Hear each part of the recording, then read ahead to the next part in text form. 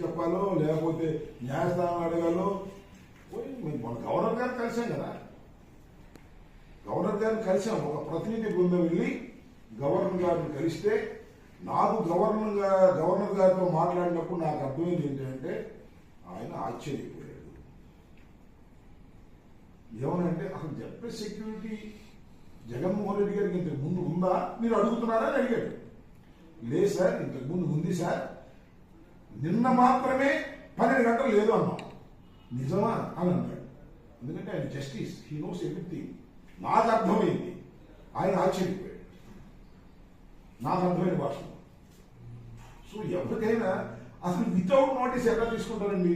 ధర్మం కాదు కదా, ఇట్స్ న్యాచురల్ జస్టిస్. సడన్గా వ్యక్తిని తీసుకుని మన సాయంత్రం ఇచ్చేస్తారా? ఈ మధ్యన జరిగితే చాలా ఘోరమైన తప్పిదం. ఈ తప్పిదానికి అధికారులు సమాధానం చెప్పవలసినటువంటి అవసరం అనివార్యమవుతుంది రాబోయే కాలంలో. ఇవాళ కాలేదు, ఇల్లు కానీ పండుగ అయిందా?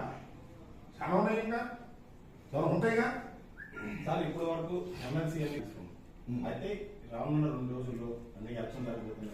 మేము ఎమ్మెల్సీ ఎన్నికల నుంచి నువ్వు ప్రశ్న అడిగే ప్రశ్న నాకు అర్థమైంది.